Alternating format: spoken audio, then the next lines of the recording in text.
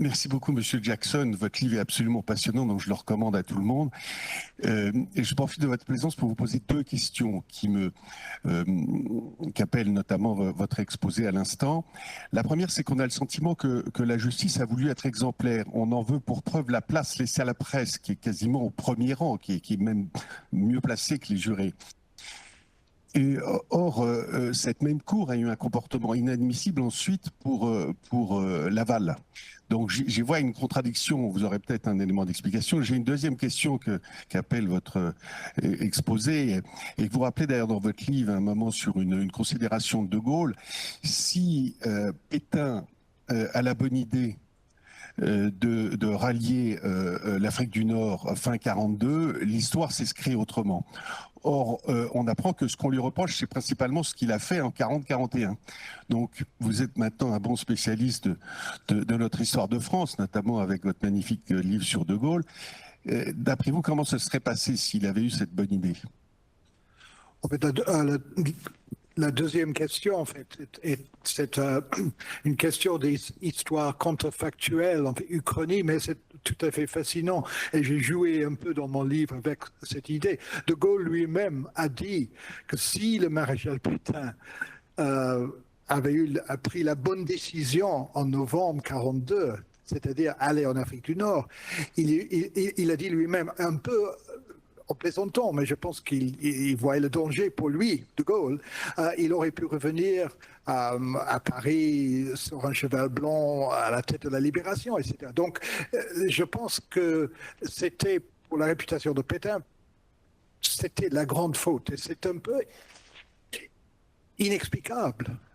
Et je pense que ça montre, parce que pendant ces 5 jours où il aurait pu faire le choix de quitter la France et d'aller en Afrique du Nord, de rallier les Alliés, que beaucoup de gens autour de lui voulaient qu'il fasse. Après, il a dit, on a dit, oh oui, il avait peur de l'avion, il n'avait jamais pris l'avion, mais ça, c'est absurde, en fait. Je pense qu'en fait, il s'est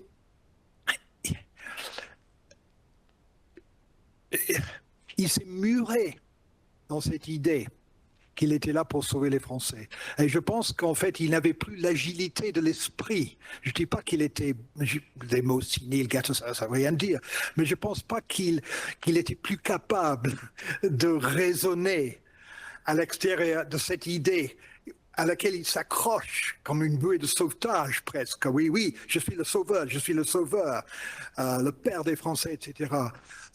Et même cette idée, je me sacrifie, etc. Mais donc, ça, c'est ma seule explication. C'est un peu. Vous êtes d'accord, il n'y a pas de procès Pétain s'il s'en va en 42? Oui, je ne sais pas. Ça, c'est une.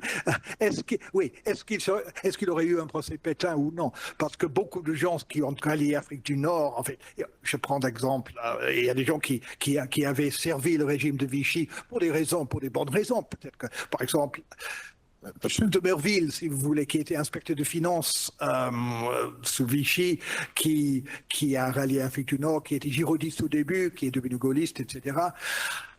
Et il y a beaucoup d'autres cas comme ça. Donc, je pense qu'il aurait... Est-ce qu'il aurait eu un procès Pétain? Oui, je pense que oui. Je pense que ça n'aurait pas marché, ça n'aurait pas blanchi. Je ne sais pas. Mais en fait, je me suis posé d'autres questions d'Uchronie, mais pas cette question exacte. Et si quelqu'un, il y a beaucoup d'historiens ici qui connaissent aussi bien cette histoire que moi, entre notre avis. Mais moi, je pense que oui, il serait allé en Afrique du Nord, mais qu'est-ce qu'il aurait été en Afrique du Nord? Il aurait été une espèce de Giraud, il aurait été rapidement écarté par De Gaulle. Je pense qu'il aurait eu quand même quelque chose, un règlement de compte. C'était trop tard, je pense. Mais quand même, c'était une hypothèse intéressante. Et c'était une petite plaisanterie de la part de Gaulle, mais ce n'était pas tout à fait faux. Et De Gaulle aussi, en fait, si par exemple, Weygand avait rallié les Alliés en novembre 40 ou début 41, ça aurait été difficile pour De Gaulle. Mais après novembre 42, je pense que De Gaulle est incontournable. Et vous aviez une première question. La première question, c'est comment est-ce que cette cour qui se comporte plutôt bien à vous lire est comme ça pour Laval? Je pense que Laval est devenu le bouc émissaire pour Pétain. On avait essayé justement, les autorités ont voulu éviter par exemple la justice rétroactive qui est utilisée beaucoup par Vichy, etc. Donc on voulait autant que possible être exemplaire. Donc on a cherché dans le code pénal des choses qui pourraient appliquer au cas Pétain sans inventer des nouvelles lois rétroactives, etc. Et Laval, c'était, je pense que le défoulement qui n'aurait pas possible, c'était un peu le défoulement, le bouc émissaire que Pétain n'aurait pas pu être, parce que ce que j'ai pas insisté assez dans la conférence et après, c'est à quel point ce procès divisait quand même les Français. C'est-à-dire, on a beaucoup de rapports des préfets, etc., sur l'opinion publique. Et ce qu'ils disent, c'est que les pro-pétainistes ne se manifestent pas. On ne peut pas être ouvertement pro-Pétain. Mais dans les familles, dans les cercles, on en parle en fait, on dit que c'est pas très juste, etc. Si on voit par exemple Louis Marin, je ne vais pas parler de Louis Marin. Louis Marin était un député conservateur très, très important dans les années 30, qui a témoigné, il était le chef de la Fédération républicaine, il a été féroce dans son témoignage contre Pétain. Et il a reçu, j'en publie quelques extraits dans mon livre, si on regarde les papiers, les archives de Marin, il y a des lettres, des centaines de lettres d'anciens militants de son parti que je rompe avec vous. C'est incroyable que vous avez pu faire ça contre le maréchal, etc. Et donc, on ne peut pas surestimer à quel point il y avait quelque chose entre les Français et Pétain. Et je sais que ce n'est pas exactement votre question, mais je veux dire, le procès Pétain n'aurait pas pu être le procès Laval. Et ce qui m'avait étonné également quand j'ai dépouillé des sondages des années 80 et 90, le dernier c'était en 98, donc je n'ai pas de nouveau, sur le maréchal Pétain. On pose aux Français, qu'est-ce que vous pensez du comportement du maréchal Pétain pendant la guerre? Les mêmes personnes qui sont à 100% avec et soutiennent à 100% ce que Jacques Chirac a dit sur son responsabilité de la France pour la déportation des Juifs, la France a commis l'irréparable, etc. Et ça, c'était en 95. Donc, une grande majorité de Français soutenaient tout de suite, 85% tout de suite avaient dit que ce que Jacques Chirac avait dit était bon. Mais en même temps, quand on pose la question, qu'est-ce que vous pensez du mariage? C'est comme si, en fait, il y avait une espèce de schizophrénie. Dans une partie de la tête, on est contre ce que Vichy a fait aux Juifs, mais le maréchal Pétain, quand même, c'est le maréchal Pétain. Donc, si on pose la question, est-ce que l'armistice était justifiable? Ça n'a à peine bougé depuis les premiers jusqu'au présent. Donc, c'est toujours autour de 60%. Oui. Est-ce que Pétain était traître? C'est toujours autour de 7%. Est-ce que c'est un héros? 7%. Mais la grande majorité, c'est oui, il a fait de son mieux de protéger les Français, etc. Donc, je pense que le procès Pétain n'aurait pas pu être comme le procès Laval. Et Laval, c'est une espèce de défoulement de haine pour le bouc émissaire que tout le monde pourrait trouver le méchant, même si une des conséquences de ce procès, c'est que ça avait vraiment révolté l'opinion publique. Et un des résultats, c'est qu'on a fait des réformes au fonctionnement de la haute cour, etc. Mais c'est vrai que c'était immonde, en fait, ce qu'a fait à Laval. Et tout le monde le pensait, même les gens qui détestaient Laval. Oui, oui. Marc-Olivier Baruc, chance de l'avoir dans la salle. Non, prenez le micro, c'est enregistré. Hein. Oui, merci. Sur l'Afrique du Nord, il y a le contre-exemple quand même de Pucheux. Oui. Un passeport, un sauf-conduit signé Giraud vous conduit tout droit au poteau. Alors on n'aurait pas fusillé Pétain comme on a fusillé Pucheux. Et justement, sur la grâce, j'ai une question juridico-historique. Est-ce qu'il faut la demander? Est-ce que Pétain a demandé la grâce ou est-ce que le pouvoir peut gracier même quelqu'un il peut toujours ne pas faire exécuter la sentence, mais là, la peine est commuée. Est-ce qu'il y a une demande? En fait, il n'y a pas eu de demande. Ça a été, en fait, je vais demander au juriste cette question précise. Est-ce qu'on peut demander la grâce? Mais non, je pense que la grâce n'a pas été demandée. On a le cas célèbre du capitaine Dreyfus qui finit par demander la grâce. C'est un combat intérieur. Oui. Donc, est-ce que Pétain, parce qu'on n'imagine pas Pétain demandant sa grâce à De Gaulle, mais est-ce que juridiquement, on peut accorder la grâce à quelqu'un qui ne vous la demande pas? Quel serait le recours? Non, mais c'est ça. Non, mais il est gracié. Mais est-ce qu'il y a décidé Oui, il y a des archives. Quel est le recours Il y a des archives. Non, il n'y a pas de demande formelle. Il n'y a pas de demande formelle, donc il est gracié sans l'avoir demandé. Et votre contre-exemple de Pucheux, c'est bon. Mais le problème, c'est Pucheux, pas Pétain, en fait. Oui, mais quand même, la question, je trouve ça fascinante quand même comme question, oui. Étienne Madrange, demandez la parole. Oui, alors d'abord, merci pour cet exposé absolument magnifique et en même temps très synthétique, qui nous dit à peu près tout, en tout cas l'essentiel. Le procès Pétain, on a quand même tendance à penser que c'est d'abord une monstruosité juridique, rétroactivité de la loi pénale, par exemple. Bon, cette cour imaginée par un gouvernement provisoire en 1944. Et puis c'est une monstruosité judiciaire, parce que finalement, on demande aux adversaires de l'accusé de juger l'accusé. C'est comme si aujourd'hui on demandait en haute cour de juger le président de la République par Mélenchon et par Bardella en même temps. C'est exactement ça, le procès Pétain, avec des gens qui se sont déjà déclarés pour la mort avant même d'avoir délibéré. Donc une monstruosité judiciaire. Alors vous avez cité Joseph Kessel, et je crois que dans un autre passage de son compte-rendu, il était journaliste à François, et il a couvert un certain nombre de grands procès. Il a couvert Nuremberg, il a couvert Eichmann par la suite, et donc c'est vrai que vous avez dit, ses écrits sont magnifiques, et je crois qu'à un moment donné, il dit que finalement, avec les plus beaux mots de la langue française, on est venu défendre les choses les plus immondes. Enfin, je cite de mémoire, c'est pas tout à fait la phrase. Mais pour ceux qui n'auraient pas lu Joseph Kessel, effectivement, ça a été publié ensemble, tous les comptes rendus dans François.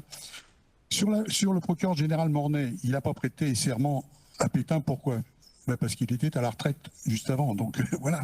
Donc pour lui, c'était très pratique de pouvoir être désigné. Il n'avait pas été très net, à mon avis, quand il était capitaine, puisqu'il était militaire en 1917 dans l'affaire Mata-Hari. D'ailleurs, une rumeur avait laissé entendre que peut-être entre lui et Mata-Hari, une rumeur non fondée, semble-t-il, mais enfin c'est ce que disait une certaine presse à l'époque. Mais c'est vrai que Mornay pose problème comme procureur général dans cette affaire, et puis notamment par le procès de Rion auquel il avait été éventuellement appelé. D'ailleurs, j'ai eu un incident, je crois, entre un avocat. Oui, ça t'explique. J'ai expliqué avec Caous comme témoin. Oui, c'est ça, avec Caous, oui. Donc, je n'irai pas plus loin. On a parlé de Donagig. Alors, Donagig, dans l'affaire, il a requis la peine de mort contre Gorgulov. Gorgulov est assassiné le 6 mai 1900. Non, Paul Doumer est assassiné le 6 mai 32.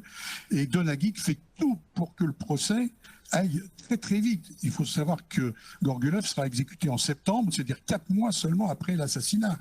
Donc avec une instruction extrêmement bâclée, des demandes d'expertise qui sont refusées par le juge d'instruction, etc., etc. Donc Donagig était connu quand même pour sa sévérité judiciaire, si j'ose dire. Voilà, j'en dirai pas plus pour qui éventuellement d'autres questions, ne pas leur dire le débat. Et juste pour laisser Jean-Paul parler sur les détails sur Donagig, en fait, je dois dire aussi qu'il a eu la politesse aujourd'hui de ne pas dire que les 3 fois que j'ai cité Donagig dans mon livre, j'ai mal orthographié son nom. Mais ça, c'est autre chose. Mais ce que vous dites sur le... Je ne sais plus les mots que vous avez utilisés pour le procès était... Le Pétain était... bâclé, vous avez utilisé... Non, j'ai parlé de monstruosité juridique au départ. Ma question à vous est, on sort d'une guerre civile. On est dans une guerre civile presque. Qu'est-ce qu'on aurait pu faire de mieux? À mon avis, les transitions de ce genre sont très difficiles à faire d'un régime à l'autre. Il fallait faire quelque chose. Est-ce qu'on aurait pu faire mieux? Peut-être, mais qu'est-ce que ça aurait pu être? Parce qu'il y a une opinion publique qui veut des résultats à tout prix. Vous dites que les jurés n'étaient pas impartiaux. C'est tout à fait vrai. En fait, il y a des parlementaires choisis parmi ceux qui ont voté, qui n'ont pas voté pour les pleins pouvoirs. Donc, c'est déjà biaisé, si vous voulez. Et donc, parmi les jurés résistants, etc. Mais Je pense qu'il faut quand même être un peu réaliste. En fait, on ne peut pas penser que. En fait, ma question est vous, qu'est-ce qu'on aurait pu faire de mieux dans les conditions où on était en 45? Et je prends le cas de mon juré, en fait, mon juré préféré, si vous voulez, c'est-à-dire le comte Boinet, où je vois quelqu'un qui a vraiment pris. Et peut-être il n'est pas le seul, il est le seul dont on a le témoignage. Il y a parmi les jurés, oui, les communistes qui avaient décidé il faut fusiller Pétain, sans doute, etc. Ça c'est clair. Mais là, on a quelqu'un qui réfléchit, qui pèse, etc. Et je trouve que dans la situation où la France se trouvait, il aurait été difficile de faire mieux. Et c'est pour ça que je dis que c'était un... Quand je dis un vrai procès, je voulais dire qu'il y avait vraiment... Il y a une discussion sur l'histoire récente de la France où vraiment les deux côtés ont le droit de mettre leurs arguments. Mais vous n'avez pas l'air tout à fait convaincu, mais ça c'est mon... Mais qu'est-ce que vous avez pour les... Mais on aura le même problème avec Oradour-sur-Glane, où on ne pourra pas juger sereinement les accusés, puisque 13 parmi eux étaient des malgré nous, alsaciens. Oui, mais comment est-ce qu'on peut être serein? Il y aura une loi d'amnistie pour arranger tout ça en 53. Oui, non, mais on ne peut pas être serein jusqu'à la sortie d'une guerre civile. C'est impossible, la sérénité n'est pas possible. Mais on ne peut pas ne pas faire quelque chose, il me semble. Oui, on peut remettre en cause tous les procès de l'épuration, on peut remettre en cause Nuremberg parce que c'est rétroactif, etc. Mais il fallait bien juger à un moment donné avec les garanties maximum du procès. Il y a le président Louis Mermaz, ou il y a Alain Banco, voilà, Alain Banco. Juste, le choix à la libération, c'était pas difficile. C'était soit ces juridictions d'exception à moitié respectueuses des principes traditionnels et en même temps dérogatoires, ou l'épuration sauvage. Et donc, je pense qu'effectivement, la forme imparfaite de la justice avec son rituel, ses personnels, ses règles de preuve sont quand même préférables aux tribunaux, enfin aux pseudo-tribunaux qui sont apparus. Et quand on regarde comment ça s'était passé dans certains cas, mais c'est hallucinant. Hein. En plus, il faut tenir compte que même quand ces tribunaux très imparfaits ne condamnaient pas à mort, on allait chercher en prison les non condamnés à mort, et soit ils étaient fusillés, soit on les pendait au réverbère. Donc la situation, il ne faut jamais oublier cette situation. Et des situations très compliquées, on peut jouer les jolis cœurs en disant « mais les grands principes interdisent un certain nombre de choses ». Oui, mais la conjoncture est telle que peut-être que ces formes imparfaites de justice sont peut-être préférables quand même à des formes totalement sauvages d'épuration. Quand on voit les archives de fin 44, début 45, comment les magistrats, les policiers de police judiciaire faisaient leurs enquêtes, pouvaient travailler les conditions matérielles de l'hiver 44 et les gens qui ont quand même tenté de rendre la justice et de remettre progressivement en état de droit, c'était quand même assez exceptionnel. On a eu la chance dans la salle d'avoir deux anciens présidents d'Assemblée nationale et ministres. Nous avons le premier président Louis Mermaz qui est là, Pierre Jox était là tout à l'heure aussi. C'est un grand honneur que vous nous faites, Monsieur le Président. Monsieur le procureur, j'ai suivi avec un vif intérêt les débats, bien entendu, et l'exposé de monsieur Julian Jackson. J'ai fait sa connaissance il y a bien des années quand j'ai lu son magnifique De Gaulle. Depuis, nous sommes vus plusieurs fois. La dernière fois, c'était d'ailleurs à Pierrefitte, où vous avez travaillé depuis, bien entendu. J'ai beaucoup apprécié ce que vous venez de dire, monsieur, car vous avez posé les problèmes de la réalité. On ne peut pas faire uniquement du juridisme dans une période aussi exceptionnelle, c'est évident. Et comme ça a été dit, ces tribunaux imparfaits comme la Cour qui a jugé Pétain, c'était moins horrible, si je puis dire, excusez l'expression, que l'épuration brutale, où on pendait les gens, on les tuait dans les rues, dans les villages. Bon, évidemment, bon, bref.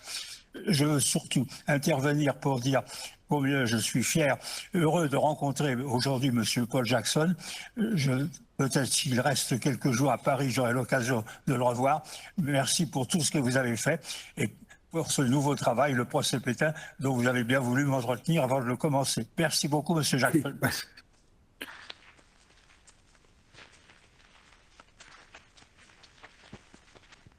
Est-ce que je peux le dire? C'est vraiment deux justes phrases que je n'ai pas lues, parce que je reviens toujours à Le Comte-Boinnet.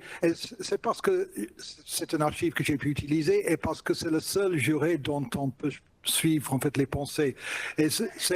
Donc il écrit 2 jours avant de devoir en fait prendre la décision.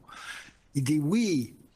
À l'heure active, c'est-à-dire Vichy, les dirigeants Vichy, il y a certainement un lourd plateau chargé de tous les Français à qui cette attitude aurait évité la déportation, de toutes les vies que cette politique aura épargnées à la France. Et je pense, c'est-à-dire la politique de Vichy. Et je pense aussi à la réflexion du Foreign Office. Au début de 1944, il est à Londres en 1944. Quelqu'un au Foreign Office lui dit « Mais pourquoi est-ce que vous êtes anti-pétainiste ?» C'est un Britannique qui lui pose la question. « Pourquoi est-ce que vous êtes anti-pétainiste ?» Comparez la situation matérielle de la France et celle de la Hollande, par exemple. Mais sur l'autre plateau, il est toujours en train de... Sur l'autre plateau, il y a les biens immatériels que cette politique nous a fait perdre. Et d'abord, cette unité française, unité spirituelle, beaucoup plus qu'unité territoriale, tellement gâchée dès l'origine qu'elle est encore en péril à l'heure actuelle, justement à cause de ce procès. Il y a en dehors de cette idée trop confuse de l'honneur français, un intérêt français qui a été saccagé. Si les Alliés devaient gagner la guerre, il aurait eu mieux valu un gouvernement français, un gouvernement légal pour représenter la France auprès des Alliés, surtout quand on songe au malheur que eut De Gaulle pour faire respecter la France, justement parce qu'on lui disait « mais il y a Pétain ». Et puis il termine « il n'y a pas de double jeu qui excuse le « je suis battu, répétez-vous tous les jours que nous sommes battus », Pétain, ou le « je marche dans la main de Pierre Laval », ou la lettre de félicitations au colonel Labonne, qui est le chef de la Légion française, la Légion de volontaires français, lui disant que ce Labonne détenait dans ses mains l'honneur de l'armée française. Donc il y a ce juré personne très civique qui pense, qui pèse, mais à la fin, il fait son choix. Et c'est une réplique. Je comprends exactement ce que vous avez dit, monsieur. C'est pas le cas peut-être de tous les jurés, mais je pense qu'il y avait au moins un qui prenait au sérieux, dans des conditions tellement difficiles, de faire son devoir, de jurer, de juger, pas sereinement, mais avec responsabilité. Denis Salas sera la dernière intervention. Je trouve intéressant que vous insistiez sur le cas de le comte Voynet, parce que le sentiment que vous donnez, c'est que le procès Pétain est un procès imparfait. Le procès Pétain a été un procès imparfait, mais un procès équitable, où certains jurés, certains juges peut-être aussi, se sont interrogés en conscience sur le destin de Pétain. Et quand on voit au départ la divergence des interprétations entre De Gaulle, entre Raymond Aron et d'autres, sur l'interprétation qu'on donne du destin de Pétain, est-ce que vous ne pensez pas que le procès Pétain a été un acte judiciaire qui a fixé une vérité historique pour notre pays et non pas un acte politique? C'est là où c'est intéressant, c'est que le judiciaire, cette manière, a dit une vérité historique qui a été, j'espère, vous nous le direz peut-être tout à l'heure, reçue par l'opinion publique comme telle, et a tranché quelque part un débat qui n'existait pas avant lui. Puisque avant lui, il y avait un vrai débat entre les historiens ou les juristes sur le rôle de Pétain pendant cette période-là. Mais je veux comprendre, c'est quoi qui a tranché alors dans votre... Le procès. Mais le procès lui-même et le verdict. Non. Donc pour moi, c'était le début. Pour moi, c'était le début par la fin, il me semble. En fait. C'était un soi-disant acte. En fait, je suppose que c'était un acte judiciaire, mais en tant que les actes judiciaires ont très peu d'importance dans la vie d'un pays. Donc, il y a un débat, c'est le début d'un débat qui a perduré pendant des années, il me semble. Donc, rien n'a été clos. Maintenant, je pense que depuis les années 90, il y a tous les travaux des historiens, etc. Je pense que maintenant, on a ça. Mais pendant les années 50-60, c'était ouvert, en fait.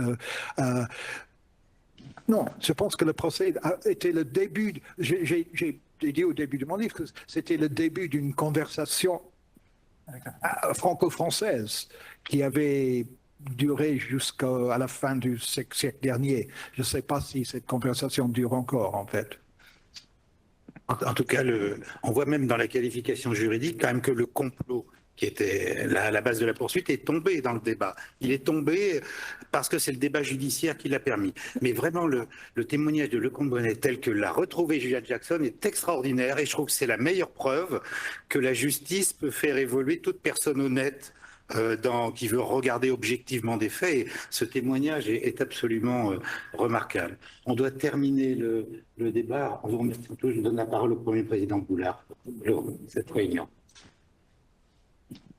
Pas très court, simplement pour vous remercier au nom de la Cour d'appel de l'honneur que vous lui avez fait de venir pour cette page d'histoire. C'est l'histoire de France, l'histoire contemporaine de la France, mais la dernière question le montrait bien, c'est aussi une vraie interrogation pour nous sur le fonctionnement de la justice, sur effectivement la place du procès, quel est son rôle. Vous l'avez dit tout à l'heure aussi, monsieur le professeur, le fait que le procès joue un rôle d'apaisement du conflit, même si, en l'occurrence, il était certainement imparfait.